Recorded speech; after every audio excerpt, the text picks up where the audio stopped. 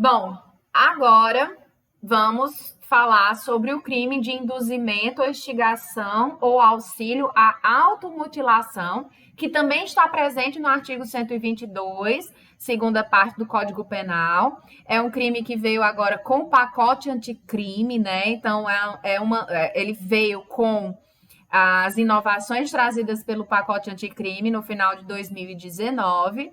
Portanto, eu aconselho que vocês estudem sobre esse conteúdo em algum manual ou doutrina atualizada, de 2020. Esse crime ele está previsto na segunda parte do artigo 122, né? Então, seria induzir ou instigar alguém a praticar a automutilação ou prestar-lhe auxílio material para que o faça, né? A pena é a mesma que nós já estudamos para participação em suicídio, é de 6 meses a 2 anos. Portanto, a pena máxima permite que nós entendamos que seja um crime de menor potencial ofensivo. Se é uma infração de menor potencial ofensivo e não é um crime doloso contra a vida, ele é julgado pelo GCRIM. Percebe a diferença da participação em suicídio? Participação em suicídio é julgado pelo tribunal do júri. Participação em automutilação é julgado pelo GCRIM, pelo Juizado Especial Criminal, Justiça Comum, né? Então, o que é automutilação, né? É um ato intencional de provocar lesões no próprio corpo, mas sem o propósito consciente de cometer o suicídio, certo? A pessoa não tem a intenção de cometer o suicídio. A pessoa tem a intenção apenas de se mutilar, de se lesionar. Então, todas aquelas hipóteses que eu já falei para vocês sobre o que é o induzir, o que é instigar e o que é prestar o auxílio material, que nós conversamos lá na participação em suicídio, se aplica aqui. O induzimento é quando é a hipótese em que o agente faz nascer na vítima a ideia e a vontade de se automutilar. O sujeito passivo sequer cogitava se automutilar, mas ele é convencido a então, aqui, mais uma vez, não é punida a pessoa que se automutila, e sim é punida a pessoa que induz, instiga ou presta auxílio para que alguém se automutile, né? Para a automutilação. A instigação é quando o autor reforça a vontade mórbida pré-existente na vítima. Aqui o sujeito passivo já pensava em se ferir, né, em lesionar o próprio corpo, e esse propósito é reforçado pelo agente. E no auxílio, o agente presta efetiva assistência material, ele facilita a execução da automutilação. Ele fornece ou ele coloca à disposição do ofendido os meios necessários. Por exemplo, ele empresta a faca, ele empresta o canivete, ele empresta, enfim, os instrumentos para que a pessoa se automutile. E, da mesma forma, né, nós temos a participação moral nos verbos induzir ou instigar, e nós temos a participação material no verbo auxiliar, certo? Só voltando aqui, a modalidade qualificada, né, desse crime está também na segunda parte do parágrafo 2º, tá? Ele diz que se da automutilação resulta a morte, a pena vai ser de reclusão de 2 a 6 anos, tá? Nós temos aí já uma qualificadora. É um crime também de conduta múltipla e de conteúdo variado. Então, tudo que eu falei sobre o crime plurinuclear lá na participação ao suicídio se aplica aqui. Também não é necessário que, para a consumação dessa modalidade do caput, não é necessário nenhum resultado lesivo, basta que o agente pratique o ato de induzir, de instigar, né, a automutilação. Então, aqui nós temos um crime formal. Não é necessário um resultado naturalístico, né? Ou há quem diga que é um crime apenas de mera conduta. Aqui nós temos também um crime doloso, do qual também se admite o dolo eventual, e também é admitida a tentativa.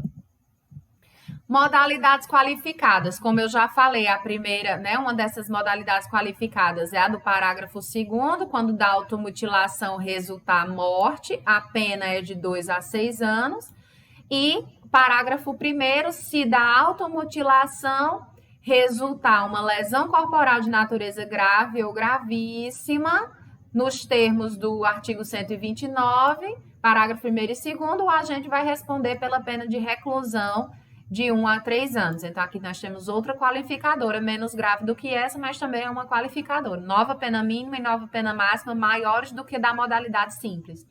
Lembrando que se da automutilação resultar uma lesão corporal de natureza leve,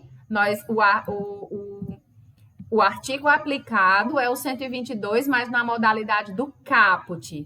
Se a lesão se resultar lesão grave ou gravíssima, aplicamos essa qualificadora aqui do parágrafo 1º. Se da automutilação resultar morte, aplicamos essa qualificadora aqui do parágrafo 2º.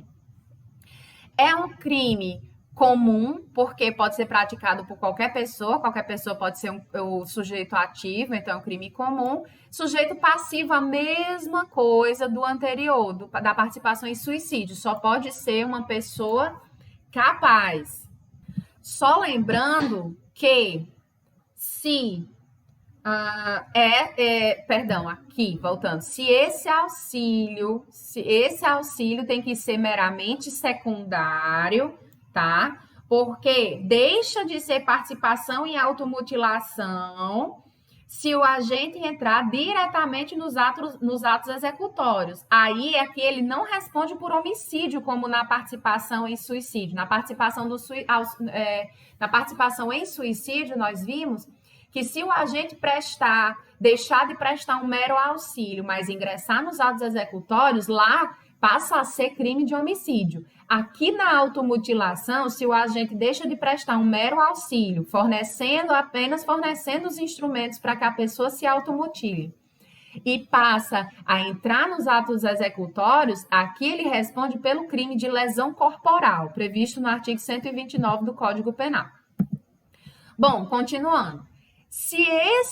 O parágrafo 7º também se aplica aqui, ó. Se esse crime do parágrafo 2º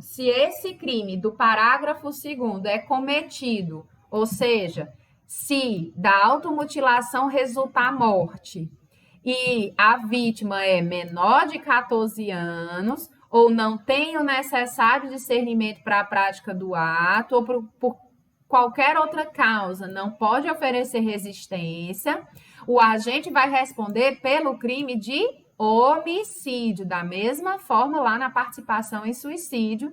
Aqui, nessa situação do parágrafo 7º, também ele responde pelo crime de homicídio. Então, se da automutilação resultar morte e a vítima for menor de 14 anos, né, tem até 14 anos, ou não tem o discernimento para a prática do ato, ou por qualquer outra causa não podia oferecer resistência, o crime não é mais de participação em automutilação, passa a ser crime de homicídio. E também o parágrafo 6º diz que o crime de que trata o parágrafo 1º, que é esse daqui, da automutilação que resulta lesão grave ou gravíssima, se resultar lesão gravíssima ou grave, via de regra, nós temos aqui o parágrafo 1º. Mas, se resultar lesão gravíssima,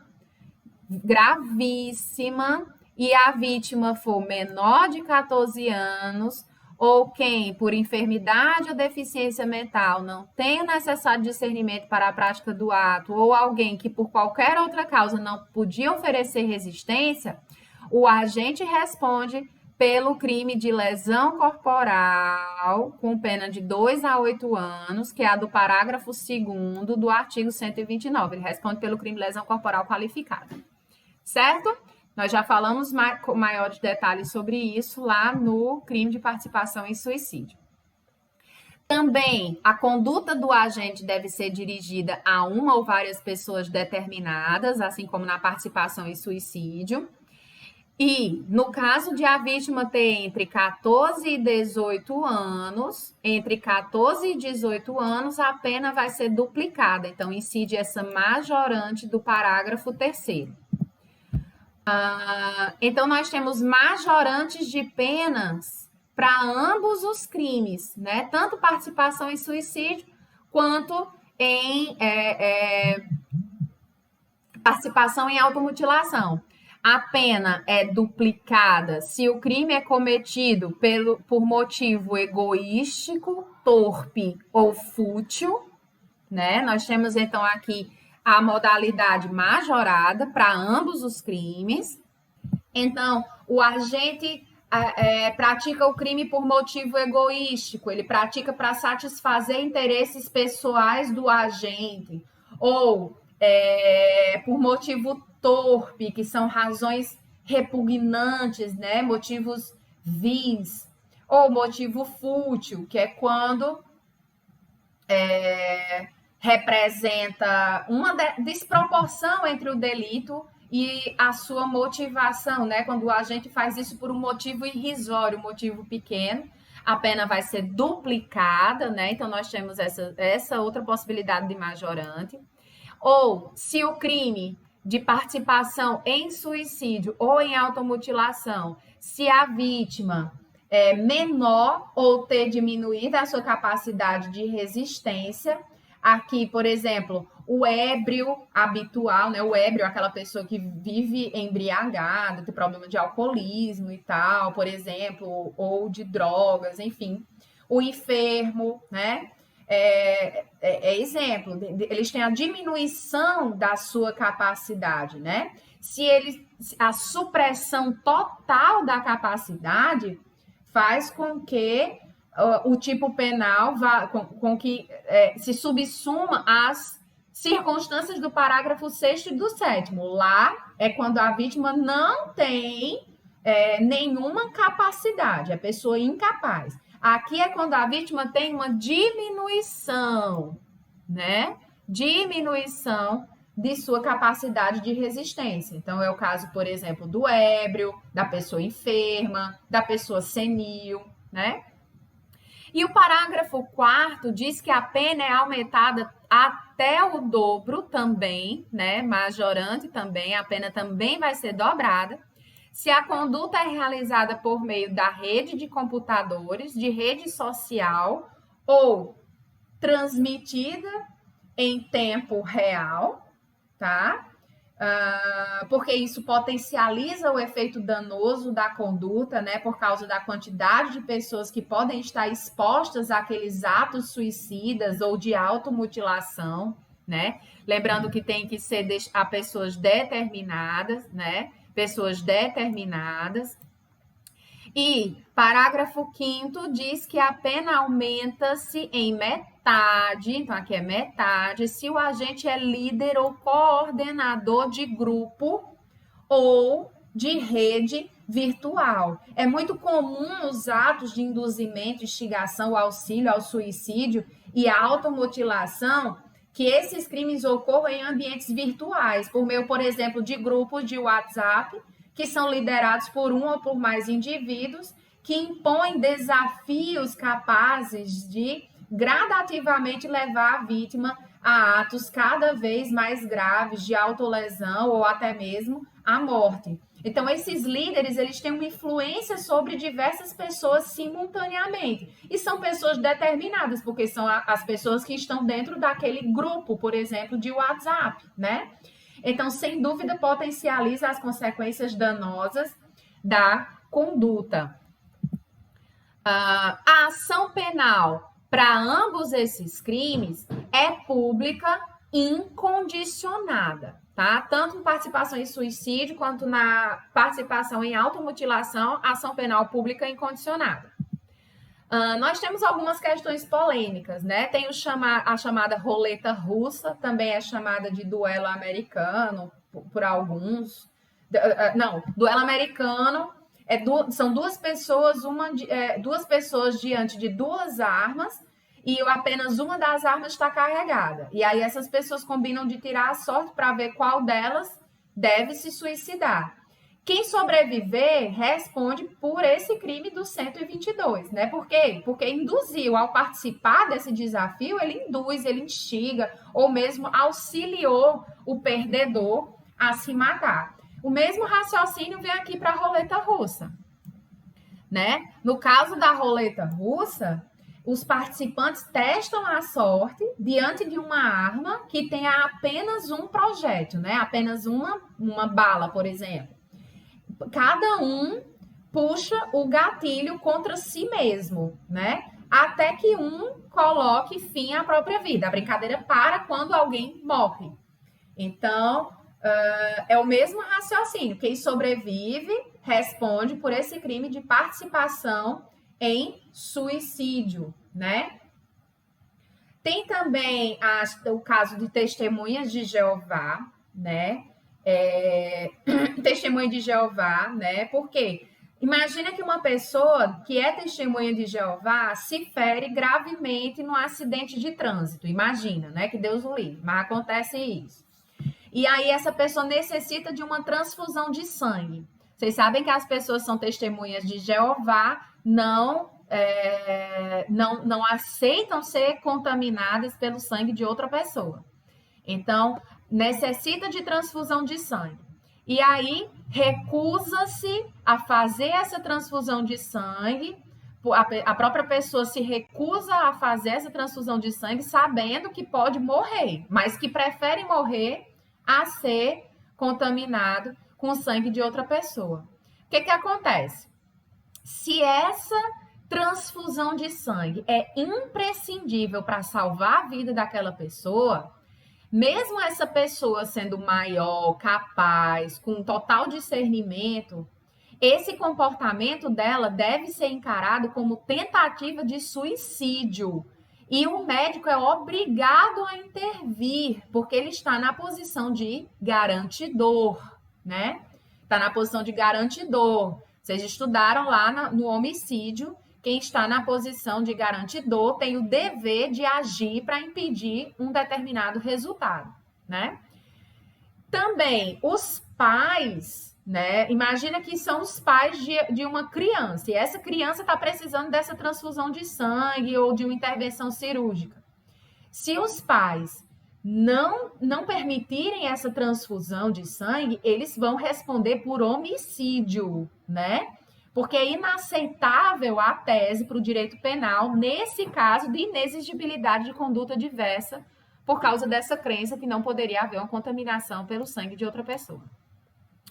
Tivemos também, recentemente, o chamado desafio da baleia azul, né? Um caso de muita repercussão, salvo engano, foi em 2017, teve muita repercussão depois da morte de uma jovem, uma menina russa, né? Por causa desse jogo virtual chamado Desafio da Baleia Azul, né? Onde, sobretudo, adolescentes são aliciados por meio de redes sociais a participar de um grupo virtual em que são atribuídas missões a essas pessoas que gradualmente levam ao último desafio, que é o suicídio, né?